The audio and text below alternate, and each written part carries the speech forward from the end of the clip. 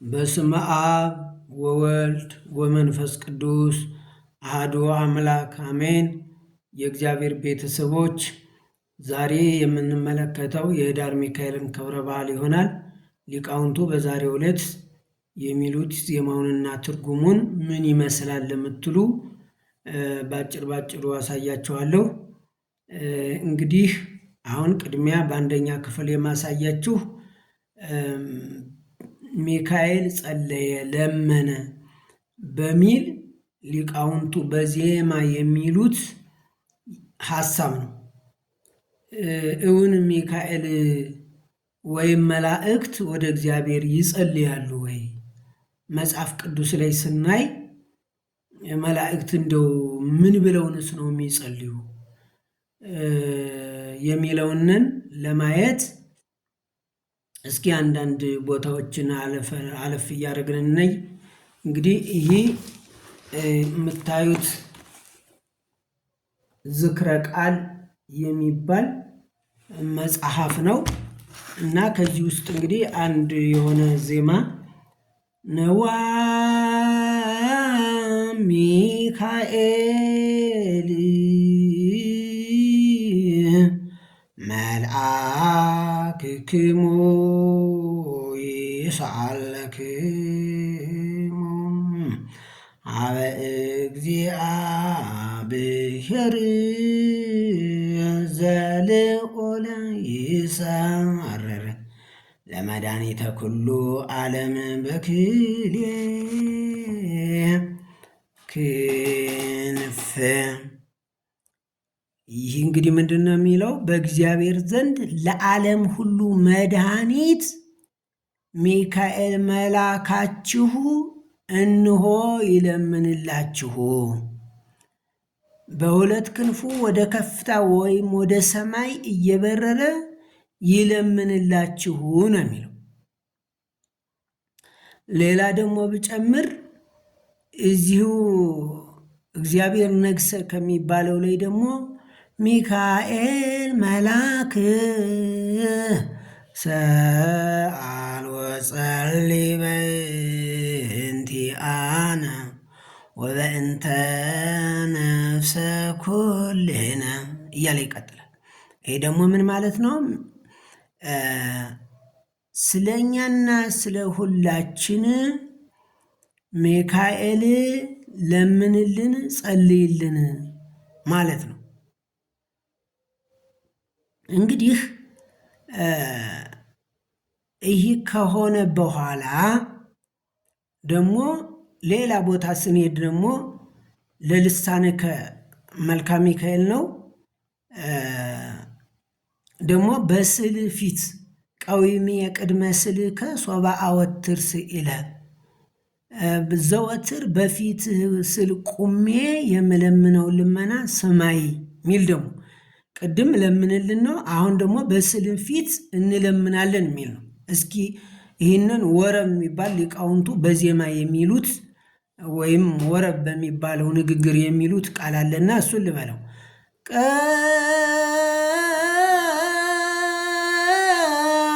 ቀዊም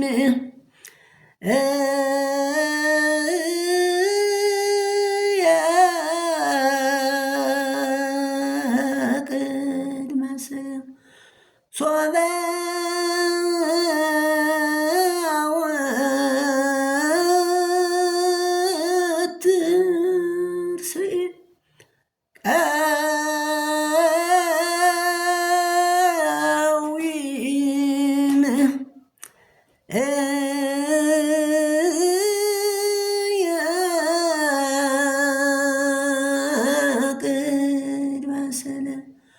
ሶበ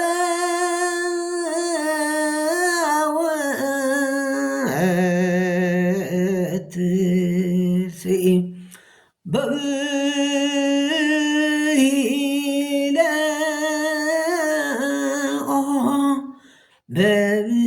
በብሂለ ፍጡነ ስምዓኒቃ እያለ ይላል። እንግዲህ የዜማው ምንድን ነው የሚለው ትርጉሙ? በስነ ስልህ ወይም በስዕል ፊት ቁሜ ልመናዬን በማቀርብበት ጊዜ ሁሉ አይዞህ አለውልህ በማለት ፈጥነ ድምፅህን አሰማኝ ነው የሚለው። እንግዲህ ይህ ምንድን ነው? የስዕል አምልኮት ነው። የእግዚአብሔር ቃል ደግሞ ሲናገር ምን ይላል? የዘዳግም መጽሐፍ ምዕራፍ 4 ከቁጥር 15 ላይ በሰው በሴት በወፍ በፍጡራን ሁሉ የተሰሩ ወይም የተቀረጹ ምስሎችን ለአንዳቸውም እንዳንሰግድ ያስጠነቅቀናል። ይህ ቃል ግን እንደሰማችሁት እንግዲህ ሊቃውንቱ በዜማ ሲሉት በጣም ያምራል። ግን ችግሩ ብዙ ሰው ስለማይሰማው ምን እያለ እንደሆን ስለማይረዱ የቋንቋው ችግር ስላለ እስኪ የእግዚአብሔርን ቃል እንየው። ምንድን ነው የሚለው? እግዚአብሔር በኮሬብ በእሳት ውስጥ ሆኖ በተናገራችሁ ጊዜ መልክ ከቶ አላያችሁም ይላቸዋል የእስራኤልን ሕዝቦች ነው። እንግዲህ ፊት የሚባል አላዩም። ተራራው በእሳት ጭስ ይጨሳል፣ በእሳት ተያይዟል። የሆነ ድምፅ የመለከት ድምፅ አለ፣ ግን አንድ መልክ አላያችሁም። ከዚያ እጅግ ተጠንቀቁ እንዳትረክሱ፣ የተቀረጸውን ምስል የማናቸውንም ነገር ምሳሌ በወንድ ወይም በሴት መልክ የተሰራውን አሁን ግን ሲለን የነበረ በስዕል ፊት ቁሜ ልመና አቀርባለሁ እያለ፣ አሁን ግን በወንድ የተቀረጸ ወይም በመላኩ ስም የተቀረጸ ምንድን አለ ማለት ነው? ፎቶ ወይም ስዕል አለ ማለት ነው። የተሰራውን በምድር ላይ ያለውን የእንስሳት ሁሉ ምሳሌ በሰማይም በታች የሚበረውን የወፍ ሁሉ ምሳሌ፣ በምድርም ላይ የሚሽከረከረውን ሁሉ ምሳሌ፣ ከምድርም በታች በውሃ ውስጥ የሚኖረውን የአሳን ሁሉ ምሳሌ እንዳታደርጉ ዓይኖችን ወደ ሰማይ አንስተህ አምላክህን እግዚአብሔርን ከሰማይ ሁሉ በታች ላሉት አሕዛብ ሁሉ የሰጣቸውን ፀሐይና ጨረቃን ከዋክብትንና የሰማይ ሰራዊትን ሁሉ ባየ ጊዜ ሰገድህላቸው አመለካቸውም፣ እንዳትስት ተጠንቀቅ ነሚ። ስለዚህ ግን ሊቃውንቱ ግን ምን እያሉ ነው ያሉት? በስዕል ፊት ቁመን ልመናዬን በማቀርብበት ጊዜ ሁሉ አይዞህ አለሁልህ በማለት ፈጥነ ድምፅህን አሰማኝ ነው የሚለው። እሺ ደግሞ ሌላ ጸሎት ለማን ነው የሚቀርብ? አሁን ደግሞ ቀጥሎ የምናየው አንድ ትምህርት ደግሞ ለጸሎታችንን ተቀበል በሚል ደግሞ እንደዚሁ በዜማም ይባላል።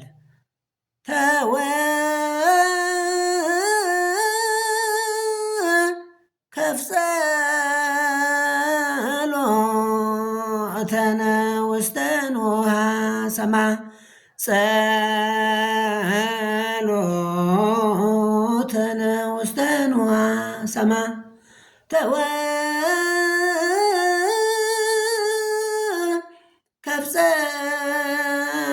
ከፍጸሎተነ ውስተንሃ ሰማ ጸሎተነ ውስተንሃ ሰማ ወስእለተነ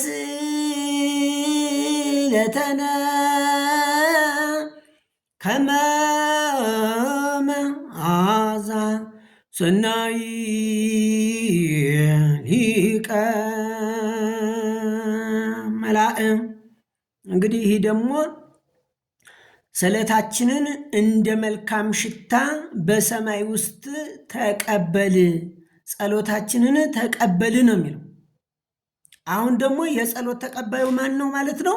ሚካኤል። ቅድም በስዕል ፊት ቁመን ስንለምን ምን በለን? አይዞህ አለሁልህ በለኝ ሲል ቆይቶ አሁን ደግሞ ጸሎታችንን ተቀበል ከመማዛ ሰነኝ ወስለተነ ከመማዛ ሰነኝ ውስተንሃ ሰማይ፣ በሰማይ ከፍታ ውስጥ በዚያ ውስጥ ተቀበለን ነው የሚል። እሺ እንደሱ ከሆነ አሁን የመጽሐፍ ቅዱስ ቃል እናንብ። ምንድን ነው የሚለው? የመጽሐፍ ቅዱሱ ቃል መዝሙር 141 ላይ ነው። ምን ይላል? አቤቱ ወደ አንተ ጮህ ስማኝ፣ ወደ አንተም ስጮህም የልመናዬን ቃል አድምጥ። ጸሎቴን በፊትህ እንደ ዕጣን ተቀበለኝ፣ እጅ መንሳቴንም እንደ ሰርክ መሥዋዕት ትሁን። ስለዚህ ይህ ጸሎት ለማን ነው የሚቀርበው ማለት ነው? ለእግዚአብሔር ነው የሚቀርብ ማለት ነው። ጸሎትን የሚቀበል ማን ነው? እግዚአብሔር ብቻ ነው ማለት ነው። ግን ሌላ ደግሞ እዚሁ መዝሙር 65 ላይ ምንድን ይላል? ጸሎትን ሁሉ ወደምትሰማ ነው የሚለው። እንግዲህ አሁን አንዳንድ ጊዜ ጸሎት ወደ ማን ነው የሚደርሰው፣ ለማን ነው የሚቀርበው የሚለውን ነው ማየት ያለብን መጀመሪያ። አሁን ጸሎት ተቀባዩ ተወከፍ ጸሎተነ፣ ጸሎታችንን ተቀበል ነው የሚሉት ሊቃውንቱ በጋራ ማለት ነው። ይህ ለብዙ ማለት ነው። ስለዚህ ምንድን ነው የሚል ግን የእግዚአብሔር ቃል አቤቱ በጽዮን ለአንተ ምስጋና ይገባል፣ ለአንተም ጸሎት ይቀርባል። ሥጋ ሁሉ ጸሎትን ወደምትሰማ ወደ አንተ ይመጣል። ምን ሁሉ? ሥጋ ሁሉ ጸሎትን ወደምትሰማ ወደ አንተ ይመጣል እንጂ ወደ ሚካኤል አንድም ሰው ጸሎት ለማቀረብም ሚካኤል ደግሞ ጸሎት ተቀባይም አይደለም። ምክንያቱም ጸሎትን ሥጋ ሁሉ ማለት ምን ማለት ነው? ሰው ሁሉ ማለት ነው። ወደ ማን? ጸሎትን ወደምትሰማ ወደ አንተ ይመጣል፣ ለአንተም ጸሎት ይቀርባል ነው የሚል መዝሙረኛው ዳዊት 65 ከቁጥር 1 ማንበብ ይቻላል። ደራሲው ግን የእኛ ሀገር ደራሲዎች ግን ጸሎቱን ለማን ነው ያቀረቡት? ለቅዱስ ሚካኤል። ቅዱስ ሚካኤል ጸሎታችንን ተቀበል፣ እንደውም ደግሞ ይባስ ብሎ በስዕል ፊት ምናቀርበውንን አይዞ አለውልህ ምናምን ብለህ ተቀበለኝ ሚል ነው። ስለዚህ ይሄ እንደዚህ ያለው በእግዚአብሔር ቃል ሲለካ የባልቴቶች ተረት ነው ማለት ነው። ስለዚህ እባካችሁ ሊቃውንት ጸሎት ወደ ማን እንደሚቀርብ እንግዲህ ለእናንተ ለከ ይደሉ እግዚኦ ስብሐት በጽዮን ወለከ ይትፌኖ ጸሎት በኢየሩሳሌም ስምዓ ጸሎተ ኩሉ ዘሥጋ ዘመጻ ሀቤከ። ይህ ነው ጸሎት ወደ እግዚአብሔር ብቻ ነው የሚቀርብ፣ ለሌላ ፍጡር ለማንም አይቀርብም። መጽሐፍ ቅዱስ ላይ እንግዲህ አለ ካላችሁ ይኸው ሊቀ ሊቃውንት የምትባሉ እንዲሁም ሌሎች መምህራን ካላችሁ ይህንን እኔ መማር እፈልጋለሁ። አብርሃም ከኋላ ወደ ነበሩት አባቶች ወደ እነ ኖህ ልመና አላቀረበ። ከኋላ የነበሩ ከአብርሃም በኋላ የነበሩ ይስሐቅ፣ ያዕቆብ ደግሞ ጸሎት ለነሱ አላቀረቡ። እነ ሙሴ ወዲህ መጥተው አላቀረቡ። ምንድነው ያሉ? ለአብርሃም ለይስሐቅ ለያዕቆብ የገባውን ኪዳን አስብ ነው ያሉ እንጂ ስለነሱ እባክህን እናንተ እንደዚህ ስሙን አላሉ። ስለዚህ እባካችሁ ሊቃውንት የምታዜሙትን ዜማ በደንብ ተረዱት፣ ለማን እንደምታቀርቡት ተረዱት። ይቀጥልና አሁንም ደግሞ ርዳትን ይጠይቃል።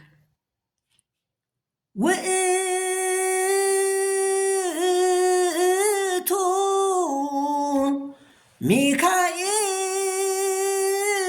ሚካኤል መልአከ ኃይል ልዑል ውእቱ ልዑለ መንበር ውእቱ ሚካኤል ሚካኤል መላከ ኃይል ለወልወእቶ ለኡለመንመ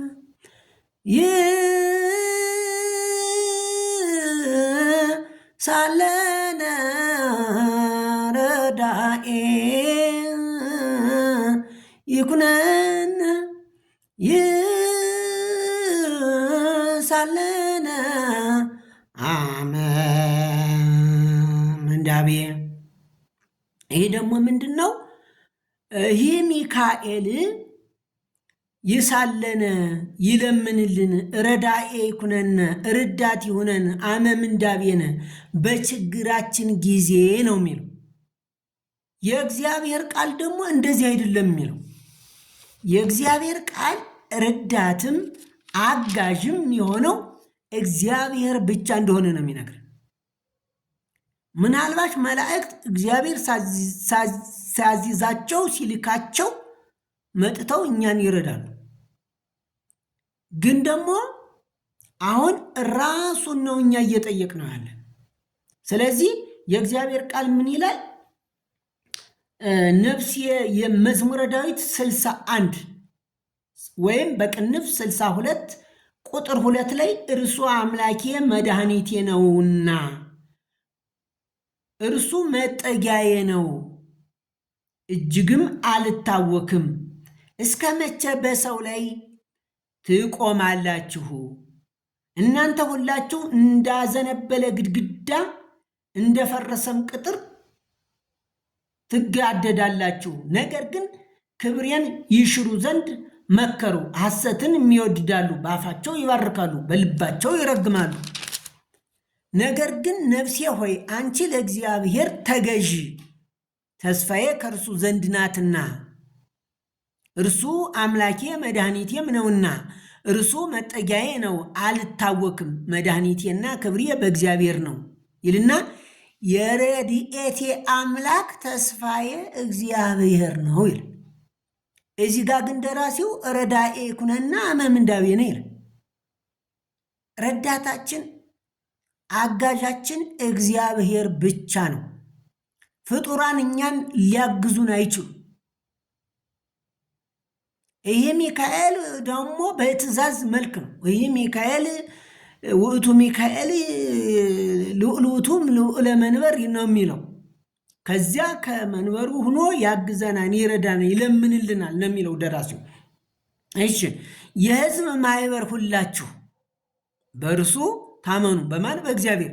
ልባችሁንም በፊቱ አፍስሱ፣ እግዚአብሔር ረዳታችን ነው። እነርሱ በፍጹም ከንቱ ናቸው። እነማን? ነገር ግን የሰው ልጆች ከንቱ ናቸው፣ የሰው ልጆችም ሐሰተኞች ናቸው፣ በሚዛን ይበድላሉ፣ እነርሱ በፍጹም ከንቱ ናቸው ይላል። ስለዚህ ፍጡራን በሆኑ ቅዱሳን እነሱን ርዳት አጋዥ ማድረግ በተአምር አያዋጣም። የሚያዋጣው ረድኤታችንና አጋዣችን ከሆነው ከእግዚአብሔር ጋር ወደ እግዚአብሔር በመጠጋት። ስለዚህ ይህ ቃል አንገርጋሪ ነው የሚባለው በጣም በሊቃውንቱ የሚከበር ቃል ነው። ስለዚህ ግን ውስጡን ስታዩት ግን ገለባ ነው። ይህን ለሊቃውንቱ ነው የምነግራቸው። ምክንያቱም ረዳታችን እግዚአብሔር ሆኖ ሳለ የት እንዳለን የማናውቀው ደግሞ በጣም የሚያሳዝነው ሚካኤል በሁሉ ስፍራ እንደሚገኝ በየቤተ ክርስቲያኑ ሊቃውንቱ መከራቸውን ሲያዩ ያድራሉ። ሚካኤል ፍጡር ነው፣ ውሱን ነው። በአንድ ስፍራ በአንድ ቦታ ነው የሚገኘው። በሁሉ ስፍራ የሚገኝ እግዚአብሔር ብቻ ነው። ቦታ ጊዜ ማይወስነው እግዚአብሔር ብቻ ነው። ሚካኤል ፍጡር ከሆነ ጊዜ ይወስነዋል፣ ቦታ ይወስነዋል እንጂ በሁሉ ቦታና ስፍራ አይገኝም። ስለዚህ ባካችሁ ሊቃውንቱ አትድከሙ፣ አይሰማችሁም። ረዳትም አጋዥም እግዚአብሔር ብቻ ነው። ደግሞ ሌላ አንድ እስመላለም የሚባለው ጋር ላይ ደግሞ አንድን ሌላ ነገር እንዲሁ ልመና ያለው ነገር ነውና አሁንም ከምልጃ ጋር ለምንልን፣ ጸልይልን፣ እርዳን እያሉ የሚሄዱ ሀሳቦች ናቸው። እስኪ ይህንን ሀሳብ ደግሞ እንደገና እስኪ እንየው። ደግሞ ይህ ደግሞ ቀጥሎ ያለው እስመላለም ደግሞ ምን የሚባል እስመላለም ሚካኤል መላእክት መኑ ከማከ ልዑል ሚል ነው እና መሃል ገብቼ አስተምር ለነ ሳልናከ በአሰርቱ ወአርባዕቱ ትንብልናከ እስከ ይመጽእ ስርየት ለኃጥአን ይላል። ምንድን ነው ሚል? የኃጥአን ይቅርታ እስኪመጣ ድረስ በ14ቱ ልመናህ ይቅርታን እንድታሰጠን እንለምናሃለን።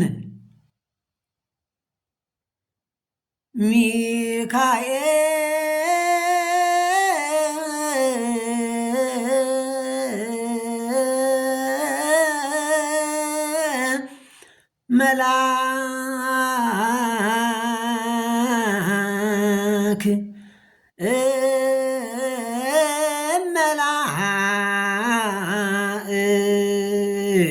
መላእክት መኖ ከማከ ልዑል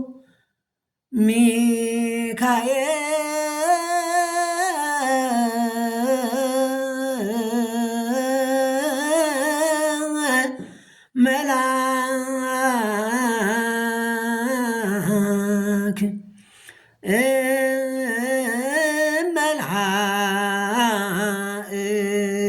መላእክት መኑ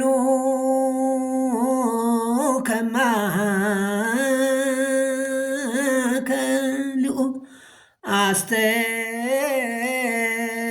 አስተምር ለነ ሰአልና በአሰርቱ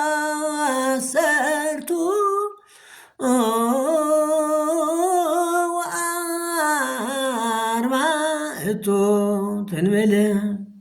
እንግዲህ ደግሞ በጣም የሚገርመው ደግሞ ይሄ በ14ቱ ልመና የሚለው ደግሞ ምንድን ነው የሚለው? በባቢሎን ምርኮ ጊዜ አቤቱ ሕዝብህን ማራቸው ይቅርም በላቸው እያለ በሰባው የምርኮ ዘመን ውስጥ በአምስት ዓመት 14 ጊዜ ለእስራኤል ምሕረትን ይለምንላቸው ነበረ ይላል ታሪኩ። እንግዲህ ይህ ታሪክ የእኛ ሀገር ደራሲዎች ዝም ብሎ ድርሰት እንጂ እስራኤላውያን በባቢሎን ምርኮ ውስጥ ሚካኤል ይለምንላቸው ከነበረ ቢያንስ እነ ዳንኤል እነ ሰለስቱ ደቂቅ ነበሩ። እዚያ ጋ አሁን ኋላ የምናየው ነገር አለ።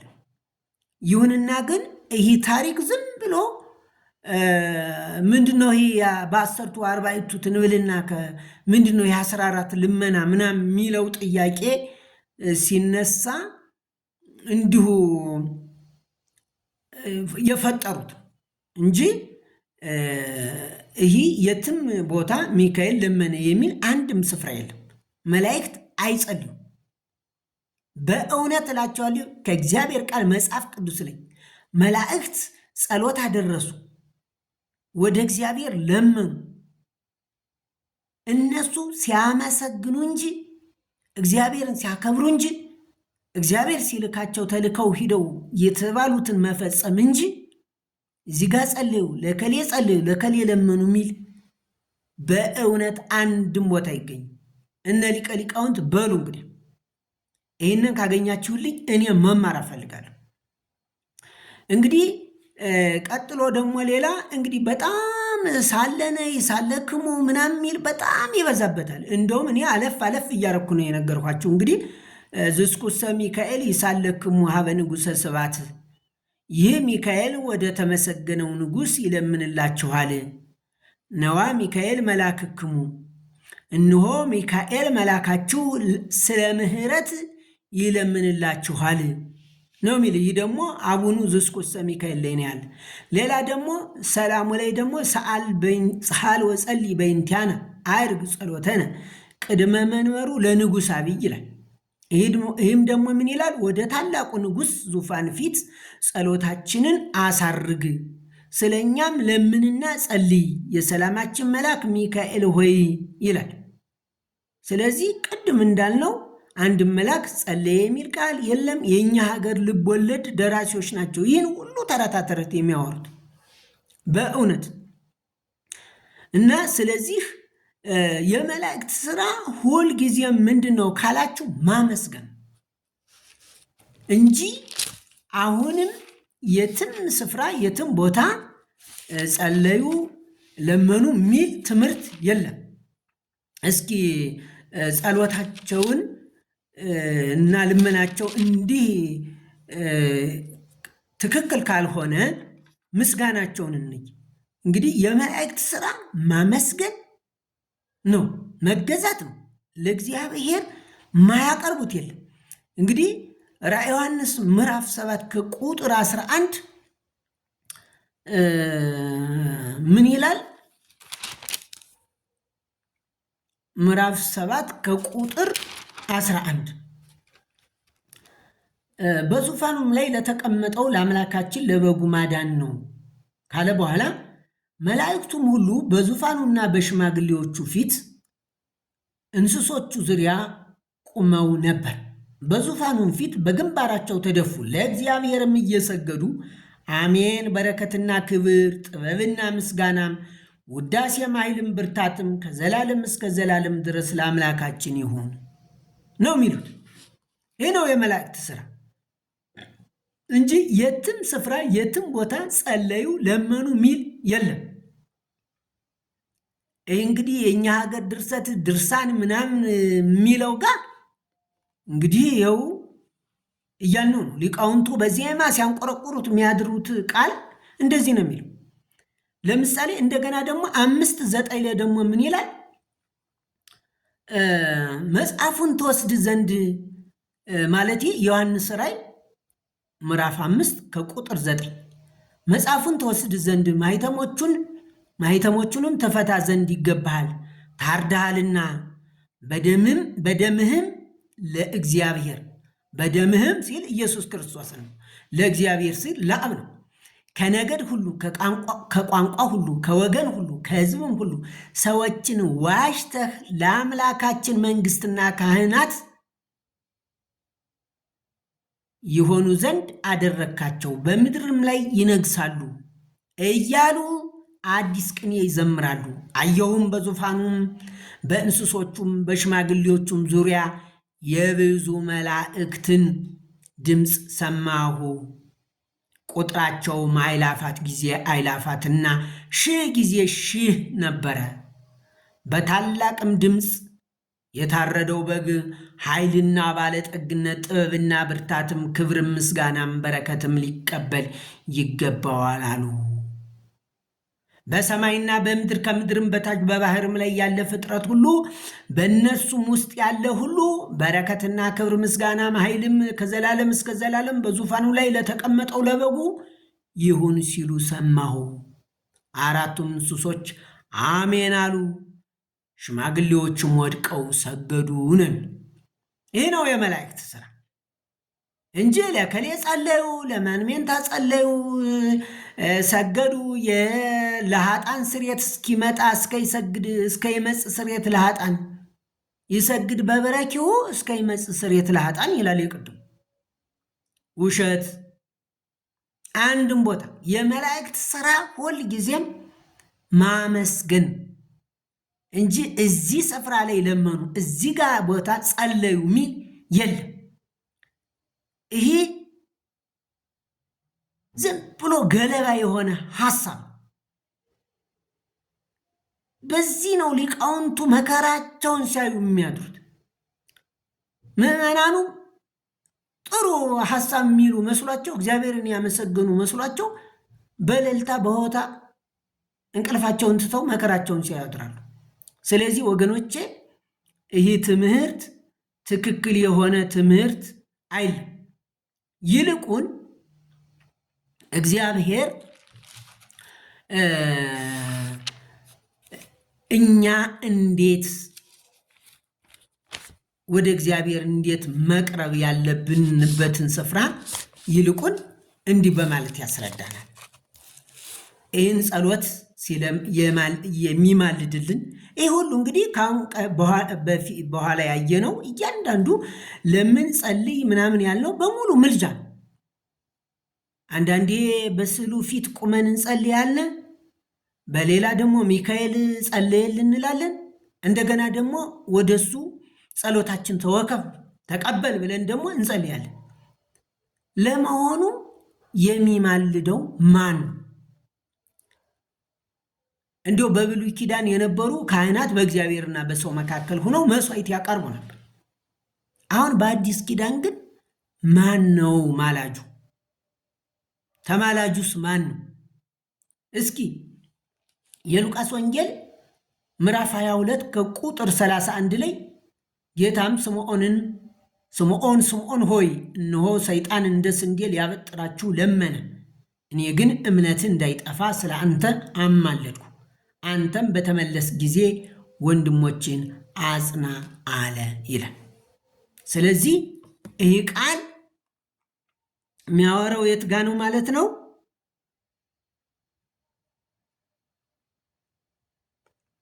የሚናገረው ምንድን ነው ማለት ነው?